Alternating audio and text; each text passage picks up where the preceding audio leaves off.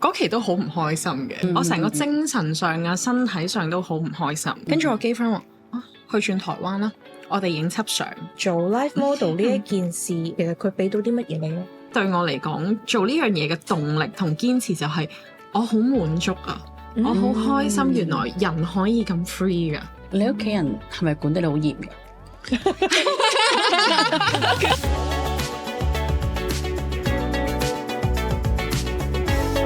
大家好，歡迎翻嚟《玉女心經》。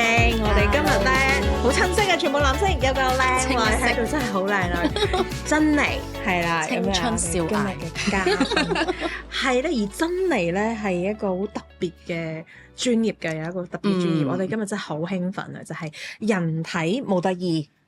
係啦，咁啊，大家應該都知啊，係做咩咁？人體模特兒，但係人體模特兒咧，係咪就係嗰啲畫畫啦，跟住仲有影相啦，其實仲有囊括啲咩㗎？其實人體模特兒咧，佢最主要講嘅時候，呢個名大家就會 relate to 喺畫室入邊工作嘅 model 啦。咁但係其實佢都囊括咗影相嘅。咁點解我哋叫人體咧？就係因為我哋係用赤裸之身去工作嘅。咁但係其實所以如果我哋聽聞過嘅畫室模特兒咧，佢就真係喺個畫室裏邊俾人畫畫嘅。係。咁但係人體模特兒咧，就可能係影相都會涵蓋，係咪咁樣區分？其實我覺得講畫室模特兒啦、人體模特兒，甚至仲有一個叫裸體模特兒咧，其實三樣嘢都係一樣，或者叫做好類似啦。即係有陣時會重疊嘅。冇錯啦。咁我哋如果用英文個角度去再做少少補充啦，人體模特兒就叫做 life model， 就係 LIFE 生命嘅意思。咁如果畫室模特兒就通常就叫做 art model。咁就係藝術工作者啦，咁然後最後裸體模特兒就係 nude model。咁三者有咩分別咧？我覺得三者分別就係 life model 咧，係因為我用我自己自身嘅生命、自身嘅身體為一個主軸，所以我做緊嘅嘢係同身體有關嘅，所以就叫做人體。咁佢可以包括唔同嘢啦，即係例如畫畫啦、影相啦，甚至可能一啲 performance 上面都係需要。咁畫室模特兒就係其實直接個名啦 ，art model， 就俾你畫畫啦。畫畫得，但係其實如果英文嚟講 art model， 其實佢都可以講係影相嘅時候攝影都可以，但係佢強調嘅係佢以一個藝術為主軸。跟住最後裸體模特兒啦，就係 nude model。咁點解都會有呢個名出嚟咧？就係佢以赤裸為主軸。咁其實大家嘅 perspective 唔同，其實但係三樣嘢都係同一樣嘢。不過對我嚟講，一個自我認同嘅身份上面，我希望自己係被 treat 啦，同埋我自己都係一個生命嚟㗎嘛，我自己一個身體，所以就叫自己做人體模特兒。好特別啊，真係係好特別咯。但係我都想知你嗰個 IG 係寫住市井歌女喎。但係大家通常衝上嚟問嘅問題。但係好似又唔多見你有唱歌喎。其實點解啊？其實當初點解叫市井歌女咧？市井歌女其實分兩部分嘅。市井呢個字就係大家好直白啦，好直接就係草根啦。咁其實我想講嘅就係點解我叫自己做市井咧？就係身體同權力嘅不對等啊。因為我覺得做人體模特兒嘅時候，成日都會俾人有刻板印象，就係覺得啊，你嘅身體加埋人哋點樣睇你，咁 OK，咁我咪市井咯，it's OK。即係有陣時承認咗佢，或者係用翻佢哋嘅 stereotype 再擺翻落我身上咧，反而佢哋會諗翻啊，點解你會咁樣嘅？佢哋如果本身有個 stereotype 咧，其實佢哋係諗唔明，但係我就要特登好 fit in 到佢哋一啲 stereotype 啦。跟住歌女就係因為其實呢個係令我諗起上個世紀可能有啲舞廳唱歌嘅女性啦，其實佢哋都係喺一個性別不對等啊，或者係一個社會上面佢哋係普遍嚟講大家都覺得佢處於弱勢，但對我嚟講其實呢樣嘢係可以好 empower 㗎。同埋我自己就會用我自己寫詩啦。對我嚟講，我嘅詩咧就係詩歌，咁所以我就夾咗兩樣嘢一齊，就叫自己做市井歌女咯。真係好文藝喎。係啊，好有深度。寫詩，即係我可能喺外國都仲聽到有人寫詩，我香港好少遇見有人寫詩咯。咁你用中文寫定英文寫㗎？我兩個都有，兩個都有嘅，係啊。好文藝啊！我哋玉女心經有史以嚟最文藝的嘉賓啊！即刻覺得自己好慚愧啊，字都唔寫多個。唔係即刻我哋被拉高咗個檔次咯，藝術氣息我哋。你哋個 quality 不嬲都高㗎喎，上嚟。唔係，但係我又想問下，咁你本身嘅自己學習嘅時候，你嘅專業係咪藝術相關㗎？其實我自己本身嘅專業咧係讀性別研究嘅，聽得出嘅。應該就算你唔係讀咧，你都好有研究嘅，聽得出嘅，即係好重視即係女性係點樣被看待、被尊重啊，係啊，性別之間嘅權力嘅問題啊。咁你讀性別研究嘅，冇錯。哦，咁但係其實你選擇做即係 live model 啦，咁同你嘅性別研究本身係冇關聯㗎呢件事嘅發生。我曾經都有諗過係咪有關聯，其實我覺得完全係冇，反而好 random 咁發生咗。其實係真係 random，同埋我反而係覺得我自己唔係因為讀完性別研究我先留意性別㗎嘛，係我本身已經喺我嘅成長路上面察覺到有啲點解有啲怪怪地咧，棘棘地嘅事，但係我又因為當時我未夠有好多嘅知識去解釋得到我成個人發生緊咩事，但係我自己原來喺讀呢個性別研究之前咧，我深下原來都有好多有關性別嘅嘢，我喺腦海入邊 question，所以最後就踏上咗呢條路啦。咁我都想問你點樣入行？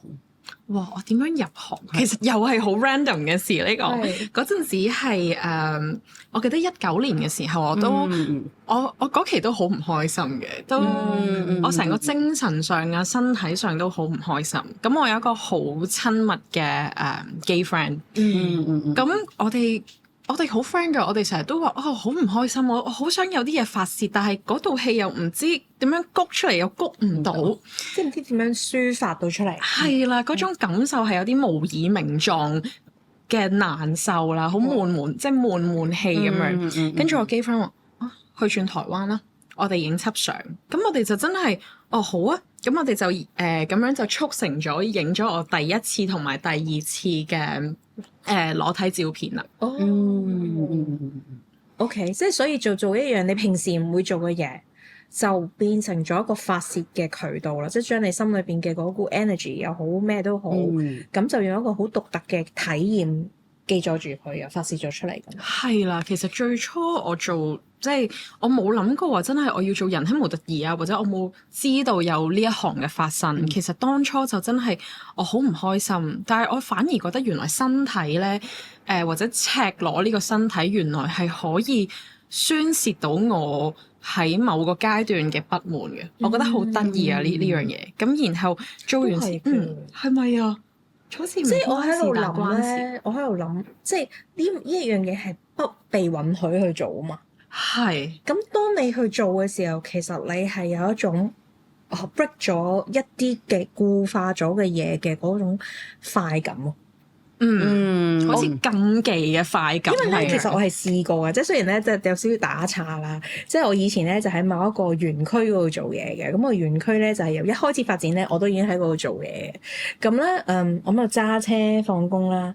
咁啊，通常啲同事都係差唔多時間㗎嘛。咁其實冇乜人嘅嗰度，其實直接啲講科學園，最即係我由科學園第一期第一棟入伙，我已經喺嗰度做㗎啦。咁咧嗰啲有啲同事咧放工咧，佢中意踩住兩條線中間咁樣揸車嘅喎，因為冇車道感啊嘛。咁跟住咧，然後咧，我哋就硬係唔明啦。咁你爬頭又爬去唔到啊嘛。咁咧有一次咧，我試下踩住兩條線中間咯。唔知點解好開心，因為做咗啲犯規嘅嘢。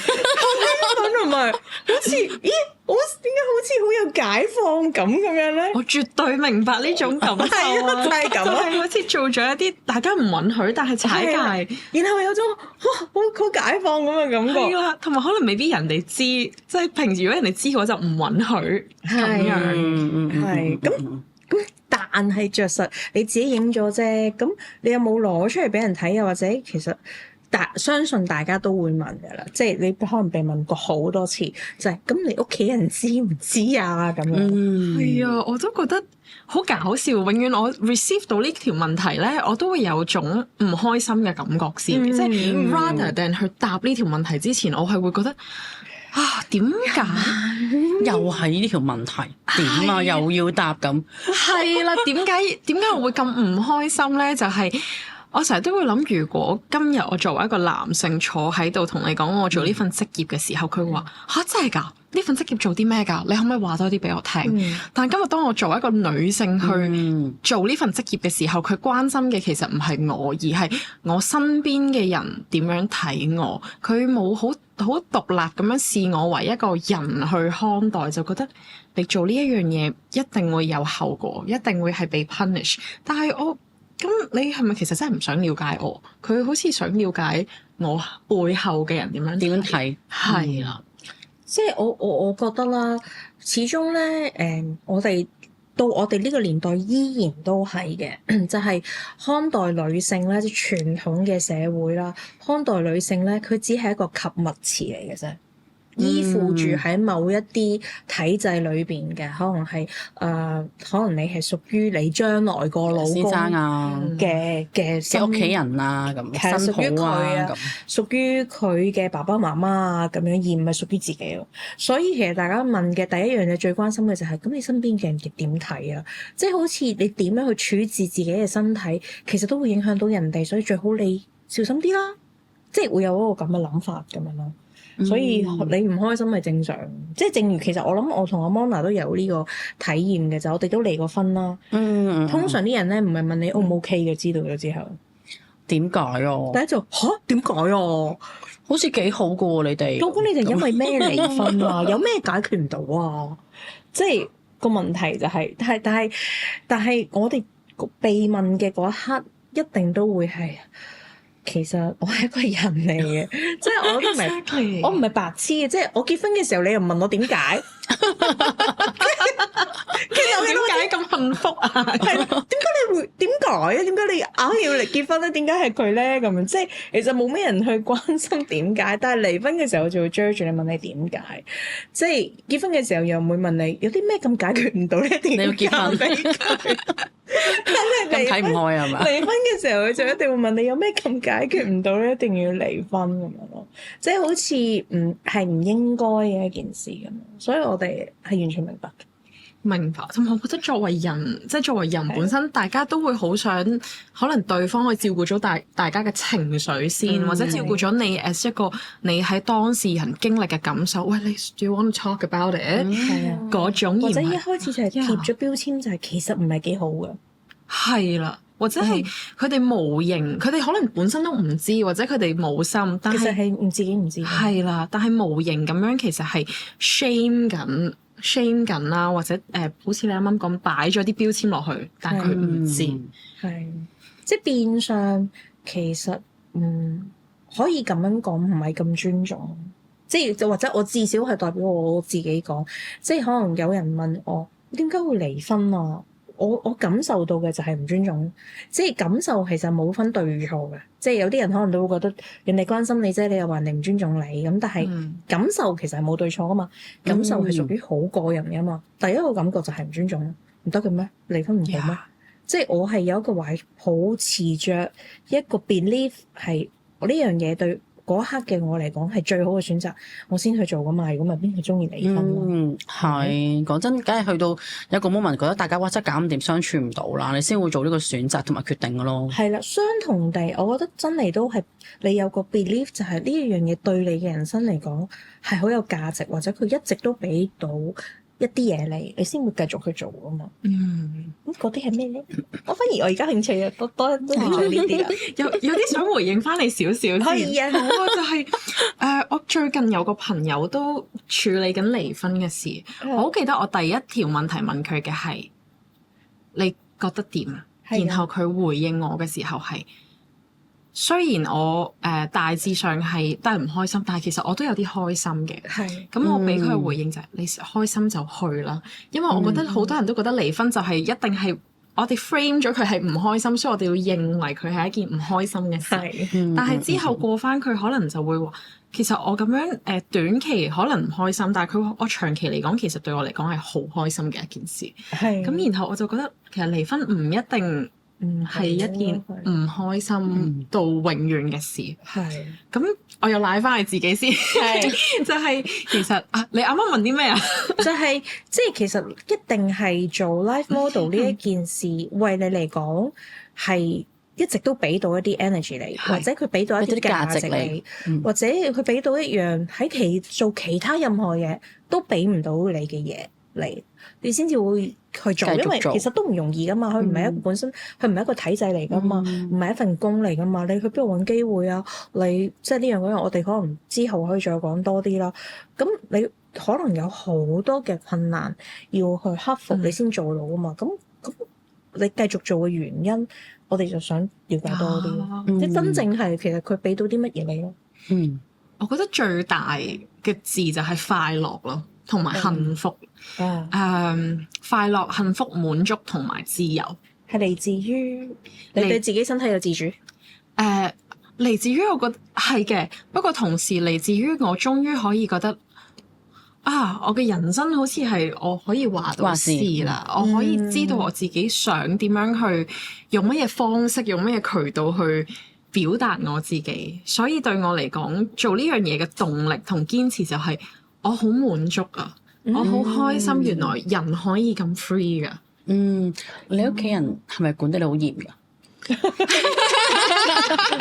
跟住然之後就睇出嗰渾身反骨啊嘛，成身600幾嚿骨都係反骨。我有陣時都咁樣形容我某一兩個 friend 嘅600幾嚿骨都係反骨嚟。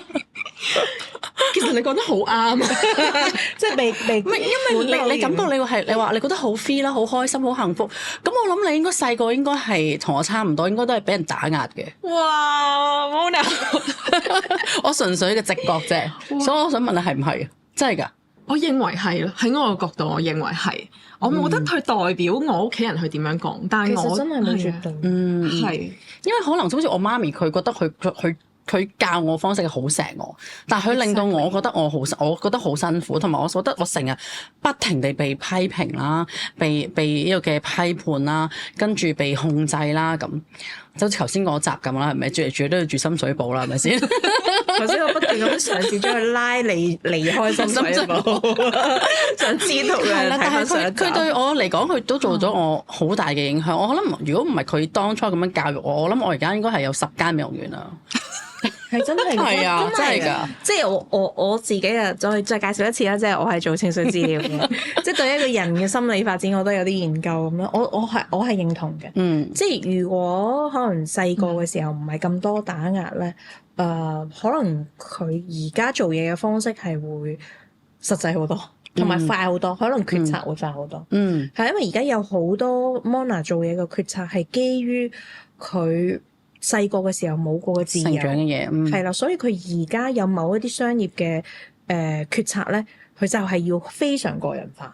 但係呢個非常嘅個人化咧，其實會影響佢利潤嘅。譬如佢個鋪頭好大啦，每一間房都好大啦，係啦，咪一定要基於有某一啲標準啦，其實就會影響咗佢，所以其實係啱嘅。佢呢句説話好犀利啊！一下就接中咗，你啦，係一下就接中，都係呢個高 quality 嘅 podcast 嚟啊！所以其實係嘅，點解我成日都話喺我嘅角度係咁樣咧？因為好似你媽媽咁樣講，可能佢嘅角度覺得冇問題嘅件事，所以我成日都覺得係出發點嘅唔同啦。咁對我嚟講，我自己係覺得係啊，我成日都覺得永遠我嘅身體啦，或者我唔一定身體，可能行動上啊，或者喺某啲態度上，其實我係被限制咗，我需要做一個好乖嘅人，即係我永遠都要行一個好乖嘅牌。但係直到可能我真係好有意識，即係慢慢成長嘅階段咧，我會 question 翻自己，我唔知自己係邊個，我真係咪真係想咁樣？係啊，我去到一個位，我真係覺得點解創傷嘅由來都係咁嘅啫嘛？其實你一直都冇察過一樣嘢，跟住到你某個位去察覺嘅時候，原來已經嗰啲嘢係一個傷痕嚟嘅，堆積咗，冇錯啦。就好似你啱啱你媽咪話，佢唔覺得自己係咁，但係你嘅角度已經係咁嘅時候。就係因為呢一種信息差啦，或者係代溝差咁樣。我喺我屋企嘅成長經歷入邊咧，其實都有好多呢啲信息差嘅存在。應該係而家睇緊嘅每一個觀眾都會有，係好正常，因為人始終每一個人都唔同嘛。係啦，同埋我好覺得咧，永遠媽媽生女嘅呢啲家庭組合。係多啲創傷，因為永遠可能我相信女性其實喺歷史悠久嚟講，佢都係被壓迫啦、壓抑嘅一群嚟嘅，所以其實可能被制約住，係啦，被社會嘅期待去制約住，冇錯。所以永遠媽媽其實可能喺佢年代有啲嘢，其實佢都好想做嘅。我開始理解嘅時候，但係佢可能做唔到，或者覺得俾人話其實唔得㗎，你咁樣係行唔通，咁然後佢就會將可能佢呢個期望擺落個女身上，因為同性啊嘛，跟住擺咗落個女身上就係其實媽媽對住個女咧，好似一個照鏡咁樣嘅形式。其實佢並唔係想，其實佢都想個女開心嘅，但係佢更加覺得我以前做唔到嘅嘢就會擺翻落個女嗰度嘅期望，又或者係佢嘅恐懼。冇錯，佢會凹咗落佢下一代度，但係其實咁樣係源於想保護嘅，即係佢可能佢認知嘅世界上面其實係一種保護嚟嘅，但係就未必知道原來對個小朋友嚟講會造成創傷，即係好似 Mona 8歲就要食睇醫生食減肥藥，真係8歲8歲啊，仲要唔認㗎而家，仲要係佢唔認一直又俾我食減肥藥，仲要係一直冇停喎，即係唔係帶咗去睇醫生一次，攞咗一個 course 嚟食喎，係未瘦啊，繼續喎，持續不斷喎，一路佢帶你帶到幾多歲啊？8歲，跟住可能中學都斷斷續續有食㗎。係啦，係啊，冇安排喎。係啊，跟住可能大啲就覺得都真係要瘦啲，因為由細到大佢就會話俾你聽，女仔一定要唔可以咁粗魯啊嚇，冇人要㗎，一定要斯文啊咁，即係讀唔到書，哎呀唔得啊，讀唔到書冇用㗎啦個人咁我真係的而且確真係讀唔到嘛咁啊跟住一係就肥唔得㗎，肥咧就好醜樣啦，就冇人要啦，冇人錫啦咁樣，即係一直由細到大就會灌輸呢啲咯。哇！買唔到衫㗎啦，咁跟住有時我 set 點解好多時咧，有時抄翻以前啲相咧都係短頭髮，就因為你個頭啊好油啊，剪晒佢咁啊，成日都夾硬唔俾我留長頭髮㗎嗰陣時，係啦咁咯，咁即係佢會加咗好多佢自己認為啱，或者佢認為嗰啲嘅佢自己嘅審美觀啦，或者佢自己嘅不安落去啦，因為我屋企係。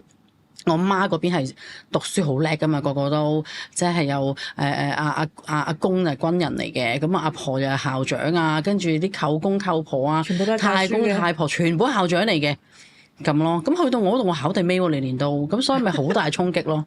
哦，係啦，將屋企嘅期望都擺咗落你身上啦。係應該係佢哋覺得一個生出嚟個小朋友就應該要好似佢哋咁嘅，就應該係好似佢哋好似佢哋嗰本嘅教科書咁樣。咁但係我就唔係咁樣啦，咁所以就完全係咁。我媽又係好斯文啊，行出嚟又唔會大聲講嘢嗰啲，我又會勁即係又嘈啊嗰啲咁，又會擘大隻腳坐啊嗰啲。咁佢咪覺得哇點啊？我個女點解會咁㗎？我咁斯文咁精緻咁，唔係你都好精緻啊今日。唔係，所以其實咧人咧，即係喺呢個社會裏邊咧，被教育到咧。就係你見到一樣唔近似自己嘅嘢，就會覺得有啲問題。冇錯，直接會覺得係嗰問題嗰兩個字出現咗，但係其實有陣時其實唔一定係問題嚟嘅，只不過係唔同咯咁樣。咁所以其實即係冇 allowance，社會就唔和諧啦，咪家庭咪唔和諧咯。咁你有冇可以分享下有冇一兩件事你會覺得係覺得真係好被打壓啦，好即係好似我咁樣8歲要食減肥藥咁啦。我頭先8咗啊，12歲有單嘢係咩？真係㗎！我都想知啊！即係12歲嗰年，我都係讀緊中學，中1、2左右嘅時間啦，啱啱開始發育啦，係啦，咁調住人哋嘅身材，都唔係好關發育事嘅，但係嗰陣我好中意一位歌手嘅，佢係我真係一個精神領袖，咁佢就係 Lady Gaga。咁當年佢係嚟咗香港開演唱會，咁然後咧我好開心啦，我點解我咁中意佢就係我覺得佢呈現咗或者再現咗一個。哇！我當其時好想成為嘅自己，佢嘅 fashion 或者佢衣着，甚至好多人唔理人哋目光㗎嘛，係做自己嘅真係。係啦，或者俾人批評嘅牛肉裝，其實背後係有好強烈嘅藝術同政治message 喺後面，但係當時冇人明牛肉裝點解。咁佢就嚟香港開個場，咁我嗰陣時就冇成本啊嘛，但係又好想去整，好想睇啦，係啦，又好想整一件同佢類似嘅 costume 咁樣。咁我就着咗啲咩咧？我就着咗一件黑色嘅 bra。咁個 bra 前面咧就用咗啲雙面膠，白色嘅雙面膠咁打咗兩個交叉，跟住呢個好經典嘅 look 嚟嘅。跟住出面就用咗一塊包書膠去製，因為佢本身係乳膠嚟嘅佢個 costume，但我就用咗包書膠咁自己圍下就，大約係咁樣啦咁樣，跟住就着咗呢套衫就去睇佢演唱會，跟住。因為演唱會有傳媒㗎嘛，咁我就俾傳媒影咗啦，係啦，影咗啦，定嘅係咁專程 cosplay 咗嚟啊嘛，同埋因為年紀好細啊，佢哋覺得有話題啊呢樣嘢。咁當時就我有接受傳媒訪問，其實我好 proud 㗎當時其實我冇羞恥感㗎，我點解冇羞恥感？就因為我唔覺得呢件事係我要 shame on 嘅一樣嘢啦，係好開心啦，總之嗰一名係啦，咁我咪好開心啊！傳媒訪問我喎，咁我又着得我覺得好靚咁樣。但係訪問完之後咧，就發生緊啲咩事咧？就係我第二日一定學校知啦，因為請假啊嘛，逃學即係除咗呢啲嘢以外啦，就係點解你要着到咁啊？即係上咗新聞咧，擺上網，學校睇到啦。係你作為一個學生，你12歲嘅女仔，你着到咁樣去睇演唱會，你知唔知你係好唔啱？其實當時我好記得我俾人叫落嗰啲一間細房啦，學校嘅細房，即係要寫你做過啲咩咁樣。其實即係類似悔過書咁樣喎。係啊，OK，其實我都唔知自己要做啲咩，但係我知道當時我需要生存落去，所以我必須要扮到好後悔。